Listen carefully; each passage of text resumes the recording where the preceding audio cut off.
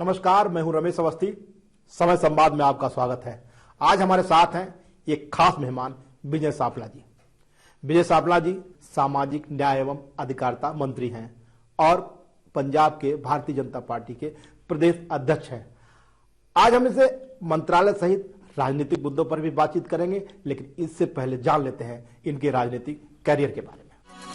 Plumber से अपनी आजीविका शुरू करने वाले केंद्रीय राज्य मंत्री विजय सापला ने अपनी काबिलियत से सियासत के अंबर को छू लिया। सापला का जीवन और राजनीतिक करियर प्रेरणा देने वाले संघर्ष की एक कहानी जैसा है। पंजाब के जालंधर के गांव सूफी में जन्मे विजय सापला साधारण परिवार से ताल्लुक रखते थे। सापला जब महज 16 साल के थे, उनके पिता श्री दर्शन राम जी का निधन हो गया। आर्थिक मजबूरियों की वजह से सापला ने 10वीं तक पढ़ाई करने के बाद जीविका चलाने के लिए 1979 में वे दुबई चले गए।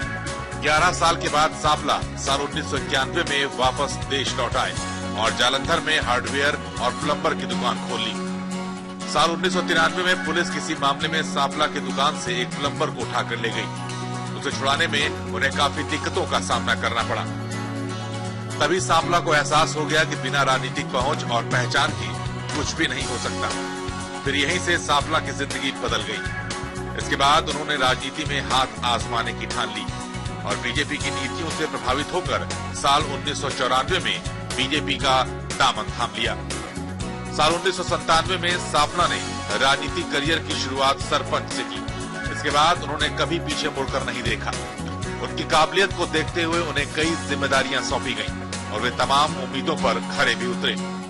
साल 2014 के लोकसभा चुनाव में शानदार जीत हासिल कर वे संसद पहुंचे और अब 2017 में होने वाले चुनाव से पहले पार्टी हाईकमान ने उन पर भरोसा जताते हुए पंजाब बीजेपी की कमान सौंप दी है।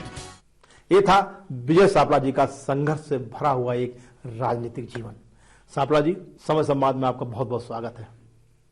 संघर्ष से भरा राजनीतिक सफर रहा, कहां से शुरुआत हुई और इसको पूरा करने के लिए क्या क्या कठिनाइयां आई?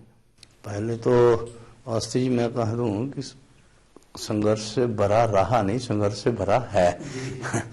रहा तो खत्म हो गया होता है, अभी तो चलता है।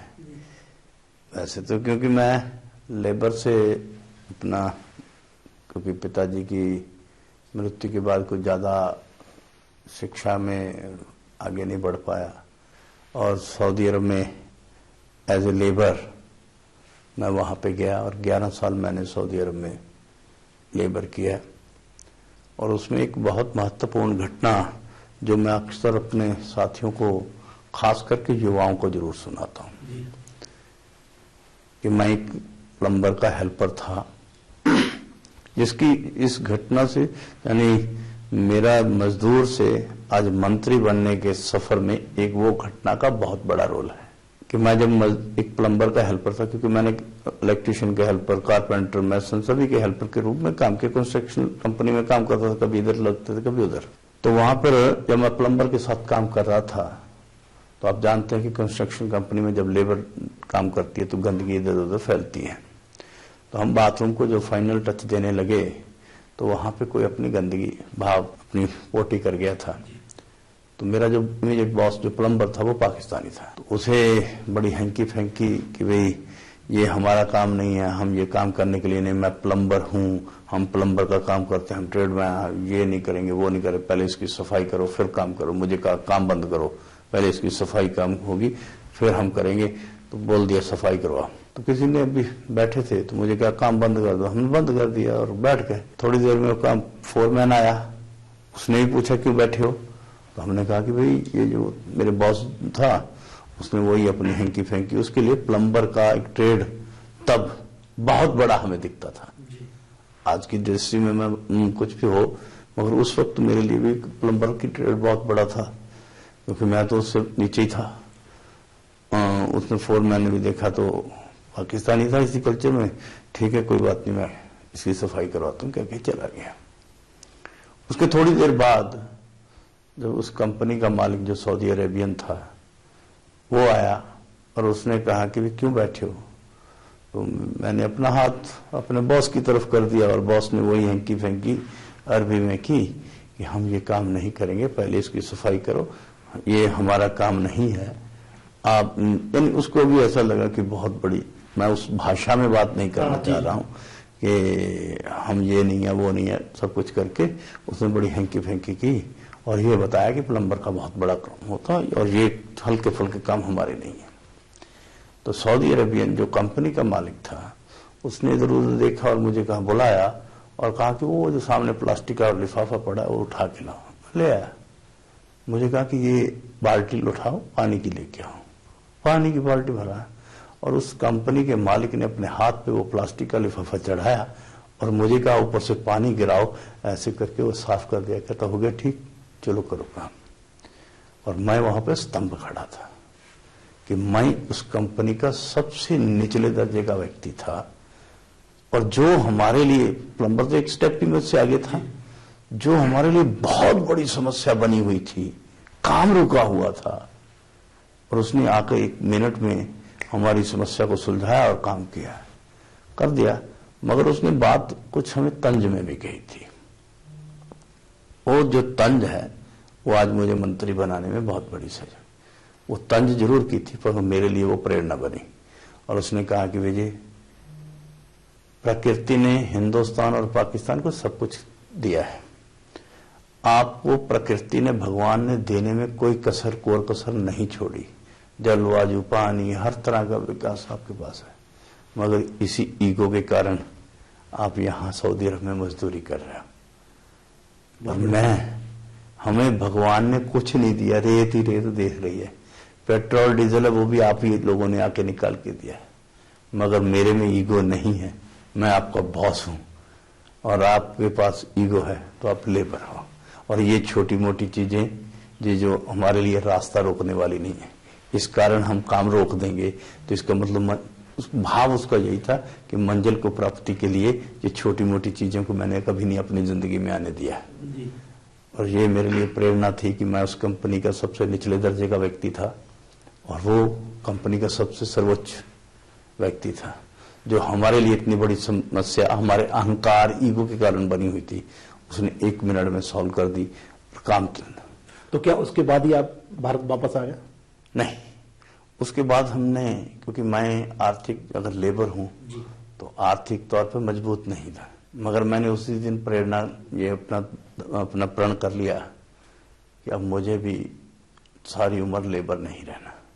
तो मैं उसी कंपनी में काम करते करते मैं प्लम्बर बना, उसी कंपनी में, क्योंकि प्लम्बर का काम थोड़ा सा गंदा होता लगता है, तो मैं उसी कंपनी में काम करते हुए, जब मैं इलेक्ट्रीशियन के साथ था, काम सीखा था, काम करते करते मैं उसी कंपनी में इलेक्ट्रीशियन भी बना और उसी कंपनी में मैं काम करते करते हुए फोरमैन बना और मैं उसी सऊदी अरेबियन का मैं पार्टनर भी बना। और वहीं से मेरा यानी ये एक प्रेरणा, क्योंकि जब मैं काम करता था, इलेक्ट्रीशियन का काम करने लग गया, तो क्योंकि मैंने प्रण किया हुआ था कि मैंने कुछ ये नहीं, मैं सारी उम्र यही काम नहीं करना, तब मैं जब खाना लंच ब्रेक होती थी खाना खाया और काम पे लग गया। तो मेरे साथी मुझे ये भी तंज करते थे, अरे काहे के लिए चमचागिरी कर रहा है, क्यों नंबर बना रहा है, जैसे हम लोग आम लोगों में चलता है। तो मेरे साथ भी कारीगर हैं, तो मुझे वो तंज करते थे कि तू ज्यादा नंबर बना रहा है, ऐसे नहीं कुछ होगा, वो नहीं होगा बड़ा। तो मेरा उनको जवाब यही था कि आज मैं युवावस्था में, और जहां मैं स्टेमिना अपना तय कर लूंगा, जिस तरह से मैं अपने आप को तय कर लूंगा, कल जब मैं अपना काम शुरू करूंगा, ये मेरा स्टेमिना मुझे उस दिन काम आएगा। तो ये राजनीति में आने की प्रेरणा कहां से मिली आपको? ये भी एक इमोशनल टच है कि मैं जब अपना यहाँ पे अपना काम शुरू कर रहा था, अपने गांव में मैंने बिल्डिंग मटेरियल का काम शुरू किया, तो नेचुरली कुछ प्लम्बर लोग मेरे पास काम करते थे, इलेक्ट्रीशियन, सभी वारबंड, क्योंकि जब कंस्ट्रक्शन लाइन में होते हैं तो काम के लिए आदमी रखे होते हैं। तो मेरे पास भी एक प्लम्बर था, वो मेरे पास काम कर रहा था, तो उसके ऊपर किसी ने चोरी का इल्जाम लगा के, 2 लोगों के ऊपर चोरी का इल्जाम लगा के उनको मालूम था नाजायज, ये मुझे पता था और मुझे पता था कि वो चोर नहीं है। तो मैंने उनकी मदद के लिए सभी नेताओं के पास गया लेके, इसकी मदद करो।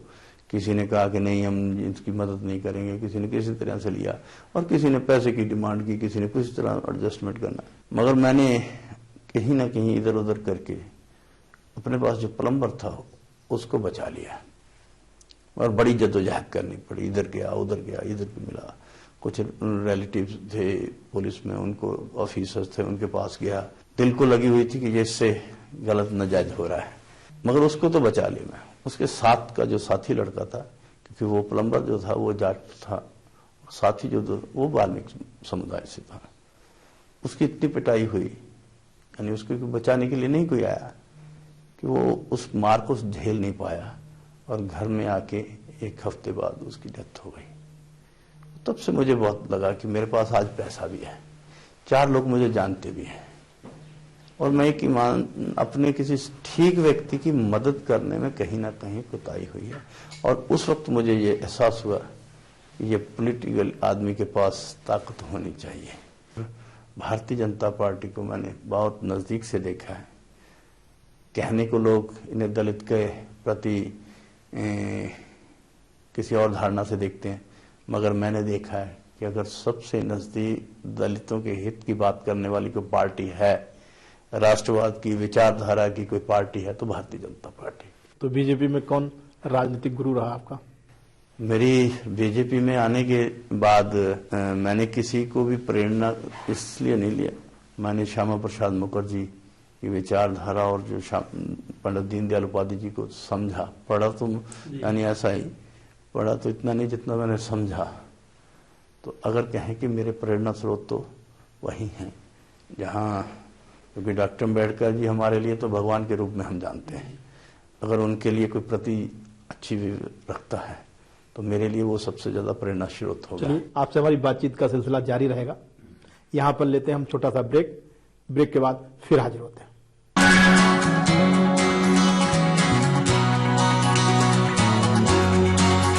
ब्रेक के बाद फिर आपका स्वागत है। हमारे साथ हैं विजय सापला जी। सापला जी, पंजाब में चुनाव होने वाले हैं, कितना असर दिख रहा है आपको नोटबंदी का वहां पे? देखिए, अगर कहें कि नोटबंदी जितना बड़ा स्टैंड देश के प्रधानमंत्री ने लिया है, मेरा ख्याल आज तक इतनी जरूरत किसी दुनिया में भी किसी ने नहीं की। जब रिसेशन अमेरिका में आया तब भी उन्हें लगता था कि ये एक नोटबंदी करना जरूरी है, मगर तब भी वो जरूरत नहीं कर पाए। और ये एक ऐसा शलाघाजोग कदम कह सकते हैं जो देश के हित में है, गरीब के हित में है। देश के हित में इसलिए कि वो जितने भी आतंकवादी गतिविधियां थी उनको कहीं ना कहीं इसके ऊपर रोक लगा है। पंजाब में क्या फर्क पड़ेगा? वहां का भी आतंकवाद, नशाखोरी, वहां समस्या थी, उससे नोटबंदी को असर है? नोटबंदी के ऊपर जो इसका सबसे बड़ा उदाहरण आपको चंडीगढ़ में मिलेगा जी। अभी वहां पे म्यूनिसिपैलिटी की कारपोरेशन की चुनाव हुए और आप देखते हैं कि 26 में से 21 सीटों का हमें बढ़ोतरी मिली है। और चंडीगढ़ का सीधा सीधा प्रभाव पंजाब का, जो पंजाब की आवाज है वो चंडीगढ़ में होती है, ये हम सब जानते हैं। साबला साहब, पंजाब में नशाखोरी एक बहुत बड़ी समस्या है। विपक्ष भी यही कह रहा है कि पंजाब पूरी तरीके से नशे की गिरफ्त में आ चुका है। क्या हल है इसका? देखिए, ये एक पंजाब को बदनाम करने की कोशिश जरूर की है, मगर मैं ये भी कहूंगा कि दुनिया में, मैं पंजाब की नहीं, ऐसा कोई शहर नहीं है, कोई डिस्ट्रिक्ट नहीं है, कोई स्टेट नहीं है, कोई देश नहीं है और कोई मोहल्ला भी नहीं है, यहां तक मैं कहूं पूरी दुनिया में, जहां नशे का इस्तेमाल नहीं होता। पंजाब भी वैसा ही है। पंजाब की अगर रेशो देखेंगे, जिस तरह से बदनाम किया, वहां वो हकीकत से परे है, बहुत अंतर है। तो वो जितने भी आज तक के इन्होंने दावे किए, मैं बिल्कुल दावे के साथ कहता हूं, एक भी दावा इनका तथ्यों के आधार पर नहीं, सब झूठ बोल रहे हैं, चाहे वो कांग्रेस वाले हों चाहे आम आदमी पार्टी हो। और मेरे साथ बैठ के कोई भी तथ्य लाकर मुझे से बात कर ले, क्योंकि मैं इसको मंत्रालय को देखता भी हूं, इस सब्जेक्ट को मिनिस्ट्री के तौर पे भी देखता हूं। मैं ये कहूंगा कि जितना भी ये कांग्रेस और आम आदमी के लोग कह रहे हैं वो झूठ बोल रहे हैं, एक भी बात तथ्य के पर नहीं है।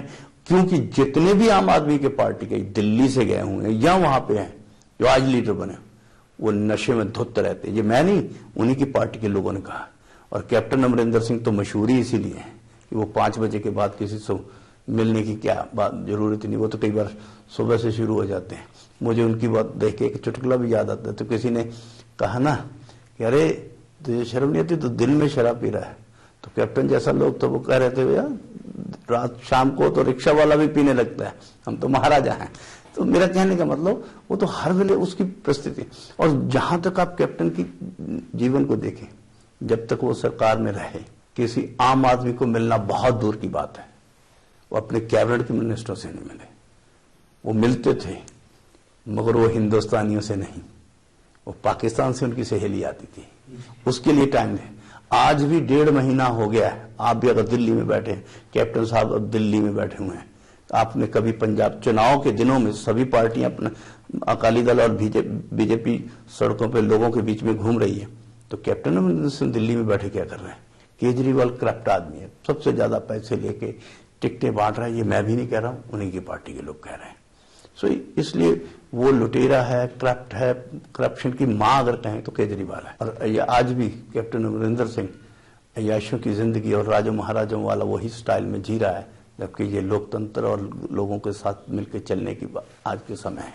सापला जी, बात कांग्रेस और आपकी नहीं, एक देश में पूरा परसेप्शन है कि जिस तरीके से नशे में पूरी तरीके से पंजाब की युवा पीढ़ी बर्बाद हो रही है। इतना भी कोई भी अगर कह रहा है वो झूठ कह रहा है, वो तथ्यों के आधार पे नहीं कह रहा।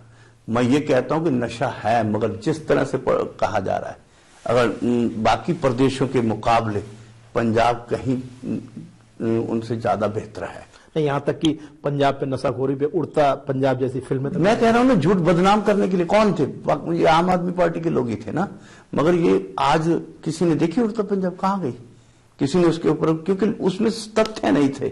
जब लोग तथ्यों को देखते हैं फिर वो कहते हैं कि ये झूठ के आधार पे बनी हुई है। सापला साहब, जिस तरीके से पंजाब सरकार यानी कि अकाली सरकार पे चाहे नशाखोरी की बात हो, चाहे करप्शन के आरोप लगते रहे, तो आप नहीं लगता कि इसका असर भारतीय जनता पार्टी पे भी पड़ेगा? आरोप लगाना कहीं अलग बात है, अब प्रूव करना। मान लीजिए मैं कह रहा हूं केजरीवाल झूठा है तो 50 झूठी एग्जाम्पल बैठी हुई है। अगर वो कह रहा हूं वो करप्ट है, करप्शन की मां है, तो उन्हीं की पार्टी के लोगों ने कहा ना कि मेरे से करोड़ ले लिया, कुछ दिन कहता 50 लाख ले लिया, तो जवाब क्यों नहीं देता? बोलता क्यों नहीं? अगर वो चुप है तो इसका मतलब पैसे लिए, उसके पास जवाब नहीं है उसका, ये कारण है। हम हमारे पे कुछ लगाए, हम जवाब देते ना। इसलिए वो सिर्फ रोप प्रतिरोप की राजनीति करते हैं। हम हकीकत की दुनिया में रहते हैं और लोगों को साथ चलते हैं, लोगों की भावनाओं को समझते हैं, उनकी इच्छाओं अनुसार के काम करते हैं। अगर हमने पंजाब में विकास की लहर चलाई है, आज किसी भी सड़क के ऊपर खड़े होकर, जो 4 मार्गी 6 मार्गी सड़क मिलेगी, उसके ऊपर खड़े होकर आप उसका इतिहास देखेंगे तो आपको यही पता लगेगा कि यह तभी बनी जब गठबंधन की सरकार थी। अच्छा सापला साहब, ये बताइए कि जब आप अध्यक्ष बनाए गए तो ऐसी उम्मीद की जा रही थी कि सिद्धू को आप मना लेंगे और वो भी पार्टी की मुख्य धारा में जुड़ जाएंगे, लेकिन ऐसा हुआ नहीं। देखिए, ऐसा, इस देश को आजाद देश है और आजाद देश में सब स्वतंत्र हैं और हर एक की अपनी इच्छा है, वो कहीं भी जा सकता है, अपनी इच्छा अनुसार वो फैसला ले सकता है। उन्होंने जो फैसला लिया है हम तो उनके लिए शुभकामना ही देंगे। सिद्धू के जाने के बाद क्या भारतीय जनता पार्टी कुछ नहीं फर्क पड़ता।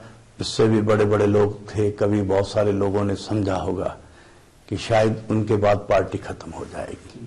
सापला साहब, आपको जब अध्यक्ष बनाया गया तो चर्चा थी कि और भी लोग लाइन में थे, उसके बाद अचानक आपका नाम आया, जबकि आपका मंत्रालय भी था, उसके बाद भी एक बड़ी जिम्मेदारी दी गई है आपको, तो कैसे इस पूरी जिम्मेदारी को निर्वहन करने की योजना क्या है आपकी? केंद्र ने मुझ पर विश्वास किया। मुझे ये गर्व की बात है कि मुझे 2 दायित्व दिए और मैंने उसको निभाने की कोशिश कर रहा हूँ। मैं तो अगर कहूँगा तो कहेंगे कि शायद अपने मुंह में या मुट्ठू बन रहा है, मगर मैं ये कहूँगा कि जो मुझे दायित्व दिया है मैंने उसे ईमानदारी से निभाने की कोशिश की है।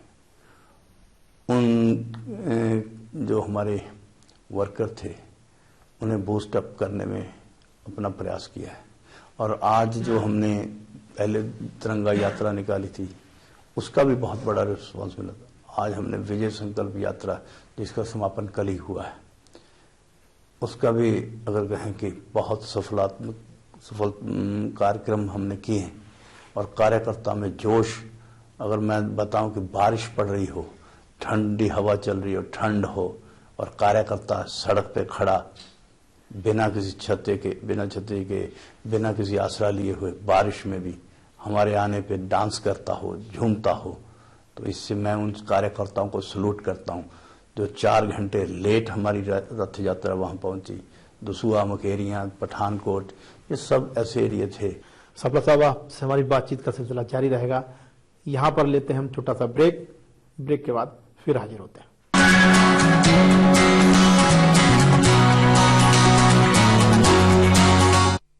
ब्रेक के बाद आपका स्वागत है। हमारे साथ हैं विजय सापला जी।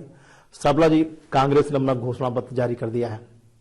घर घर में नौकरी, बेरोजगार लोगों को 2500 रुपया और पूरी तरीके से ड्रग्स मुक्त। क्या कहना चाहेंगे आप? देखिए, ये कांग्रेस का अगर पुराना इतिहास भी देखेंगे तो ये सबजबाग दिखाए। एक भी मैनिफेस्टो में से एक लाइन इन्होंने पिछले पूरे नहीं की थी। जब इनकी सरकार आई थी तब मुझे याद है कि मीडिया ने बहुत बड़ी बड़ी सुर्खियां में वो खबर लगाई थी कि जब उनका मीडिया ने कहा कि आपके मैनिफेस्टो में ऐसा है, तो उनका जवाब था, केड़ा मैनिफेस्टो? सापला जी, भारतीय जनता पार्टी चाहे पंजाब हो, चाहे उत्तर प्रदेश हो, चाहे अन्य राज्य हो, दलित वर्ग को भारतीय जनता पार्टी से जोड़ने के लिए काफी प्रयासरत है। आपको भी पंजाब में अध्यक्ष बनाया गया। आप दलित वर्ग से आते हैं और आप जिस क्षेत्र से आते हैं वो पंजाब का द्वाबा क्षेत्र माना जाता है, द्वाबा क्षेत्र माना जाता है। उसमें लगभग 23 सीटें हैं वहां पे, और वो क्षेत्र जिससे आप सांसद हैं वो होशियारपुर लोकसभा है। वही क्षेत्र कांसीराम जी की जन्मस्थली भी है। बसपा का एक बड़ा वोट बैंक वहां है, बड़ा वोट बैंक है। तो कैसे दलित वर्ग को आप बीजेपी से जोड़ेंगे? वैसे तो वो रोपड़ के थे माननीय कांशीराम जी, मगर उनका द्वाबा में प्रभाव था। देखिए, दलित के नाम पे वोट हम ले ऐसा नहीं। हमारा कर्तव्य है दलित और उस वर्ग के लिए, इस वर्ग के लिए जिस वर्ग से मैं संबंधित हूं, उनके विकास होना चाहिए। ये हमारी के लिए हमारी नई नई योजना, जिस मंत्रालय को मैं देखता भी हूँ, चाहे वो हमारी ये पोस्ट मैट्रिक स्कॉलरशिप है, स्कॉलरशिप के लिए हम देते हैं, हायर एजुकेशन के लिए, सब उनको विकसित करने के लिए। एक तो है अपने वेंचर कैपिटल फंड है, एक क्रेडिट इन्हांसमेंट गारंटी योजना। अगर किसी का कोई काम चलता है तो अपना काम बढ़ाना चाहता है, तो उसको बढ़ाने के लिए बड़ी कंपनी बनाना चाहता है, बड़ा काम करना चाहता है, उद्योग लगाना चाहता है, तो 25 लाख से 5 करोड़ रुपए तक के लोन है, जो पहले कभी इतिहास में इतनी बड़ी देखने में भी नहीं मिली थी। समाज का अंतिम व्यक्ति यानी कि जो भी दलित है, पिछड़ा वर्ग है, स्वास्थ्य और शिक्षा की योजनाओं से हमेशा वंचित रहता है। तो कोई आपकी विभाग की ऐसी योजना है जिससे ये वर्ग भी स्वास्थ्य और शिक्षा जैसी योजनाओं से? शिक्षा के मामले में जितनी भी फीस होती है, मतलब फी हम देते हैं, वो 100% हम देते हैं, प्री मैट्रिक, पोस्ट मैट्रिक सभी में। और इवन देन विदेशों में भी अगर कोई पढ़ने जाता है, पीएचडी स्कॉलरशिप के लिए भी जाते हैं, तो पीएचडी या एमफिल के जाते हैं, उनको भी हम पूरा खर्चा देते हैं, या केंद्र सरकार की तरफ से सारी फी जो है वो हम देते हैं, ताकि उनको आने में समय में पढ़ने में कोई कठिनाई ना हो। जो मालवा क्षेत्र है आपका पंजाब का, मुझे लगता है सबसे ज्यादा सीटें, 60 से अधिक सीटें उसी क्षेत्र में आती हैं। तो क्या लगता है वहां पर अकाली, कांग्रेस, आप सब कुछ काफी सब अपना प्रभाव मानते हैं, तो क्या आपकी बीजेपी की क्या योजना है उस क्षेत्र के लिए विशेषकर? देखिए, मालवा में हमारा जो हम कम सीटें लड़ते हैं जी, मगर हमारा प्रभाव बहुत है। ऐसा नहीं है कि हमारा प्रभाव वहां पर नहीं है, काफी प्रभाव हमारा भी है। मगर हम ये कह सकते हैं कि सारी पूरे पंजाब की तरफ देख के कि इस बार हम तीसरी बार सरकार बनाएंगे, क्योंकि हमने हर क्षेत्र में विकास किया है। भारतीय जनता पार्टी को 117 सीट है पंजाब में, कितनी उम्मीद करते हैं कि इंडिविजुअल भारतीय जनता पार्टी? नहीं, वो तो हम 23 पे थे, 23 पे हैं, क्योंकि हमारा गठबंधन जैसा था वैसा ही है, उसमें कोई तब्दीली नहीं आई। मगर हम सीट पे 117 पे काम करेंगे और जीत भी सभी पे सुनिश्चित करेंगे। सपला जी, जैसे महाराष्ट्र का चुनाव हुआ, उसके बाद जिस तरीके से आपका वहां गठबंधन था शिवसेना से, वो गठबंधन अलग होकर आप चुनाव लड़े। उसके बाद ऐसी चर्चा थी कि पंजाब में भी यही होगा, बीजेपी अलग लड़ेगी और अकाली लड़ेंगे और बाद में गठबंधन होगा, बाद में सरकार बनेगी। तो ये योजना कहाँ पे इस पे काम हो रहा है? योजना न कभी बनी थी, न किसी ने सोचा था, ये मीडिया की तरफ से आई थी, मगर हमारा तो सभी को उस वक्त भी जवाब था, आज भी था, क्योंकि अकाली दल और भारतीय जनता पार्टी का गठबंधन जो है वो दो दलों का गठबंधन नहीं है। वो दो समुद्र अकाल हिंदू सिख एकता का भी प्रतीक है, सांझीवालता का भी प्रतीक है, दो दलों का नहीं, दो दिलों का भी एकता का प्रतीक है। पंजाब और हरियाणा का जो एक पानी का विवाद चलता रहता है, नहरों का विवाद चलता रहता है, इसके लिए भारतीय जनता पार्टी की जो सरकार आपकी हरियाणा में भी आपकी सरकार है, यहाँ भी आपकी सरकार मिली-जुली सरकार है, तो इसका अभी कोई ठोस समाधान नहीं निकला है। देखिए, मेरा ख्याल पंजाब के जहां पानी की है, हमने शुरू से हमारी विचारधारा में कहीं भी अंतर नहीं आया। हमारे पास कुछ होगा, ज्यादा होगा तो हम सबको देंगे। अगर हमारी पूर्ति पूरी नहीं हो रही तो किसी को देने का औचित्य नहीं है। और दूसरा तीसरा कारण भी है कि ये पानी की समस्या जो है, ये सिर्फ पंजाब के लिए पानी नहीं हम मांग रहे, हम देश के लिए मांग रहे हैं। पंजाब को पानी देश के लिए चाहिए। आप सब जानते हैं कि देश में अन्न भंडारण का सबसे बड़ा योगदान किसका है? पंजाब का। पंजाब का किसान जब फसल उगाता है, वो ये कभी नहीं सोचता कि ये फसल मेरे खेत में उगी हुई है, मैं दूसरे प्रदेश में जाने दूं। वो खुशी खुशी से देता है। वो सारा पानी अगर फसल उगा कर देता है तो फसल काहे से उगती है? पानी से। तो उसी पानी से उगाकर पंजाब पूरे देश को देता है और पूरे देश की अर्थव्यवस्था जो है इसके ऊपर बहुत सारा प्रभावित होती है। सापला साहब, बड़ा लंबा एक राजनीतिक जीवन रहा है, काफी संघर्ष से भरा राजनीतिक जीवन रहा है, तो निश्चित रूप से इस राजनीतिक जीवन में कोई ऐसा हर्ष का पल बताइए और ऐसा भी कोई पल बताइए जिसने आपको थोड़ा दुखी किया हो, मन पे। देखिए, ये कोई एक पल नहीं, बहुत पल हैं जिन्होंने मुझे खुशी भी दी है। इससे बड़ी पल मेरे लिए पल और क्या हो सकते हैं कि बेलचा चलाने वाला, देश का सबसे नीचे वाला व्यक्ति हो, आज देश की सर्वोच्च पंचायत और उसमें भी गिने चुने जो 60-65 लोग उनमें से एक हो, ये मेरे लिए हर्ष की बात है। और ऐसे पल तो मेरे पास रोजाना आते हैं कि जब मैं किसी के लिए काम करता हूँ, जब मन को शांति आती है, ईमानदारी से काम करते हो, जब मन को शांति किसी की सहायता करके आती है, शायद उसका एहसास, और मैं ये एहसास अक्सर करता हूँ। मगर जब कभी काम की दौड़ में भाग रहे होते हैं तो कुछ अपने ही साथी उसमें से कुछ और ही तरह से कीटाछानी करें तो मन को बहुत कष्ट होता है। ये थे विजय सापला जी। विजय सापला जी का कहना है कि नोटबंदी से लोगों को फायदा हुआ है। इस बार फिर पंजाब में भारतीय जनता पार्टी और अकाली की सरकार बनेगी और वो हैट्रिक लगाएगी। आज की इस कार्यक्रम में इतना ही। आगे की खबरों के लिए जुड़े रहिए समय के साथ। सहारा प्रणाम।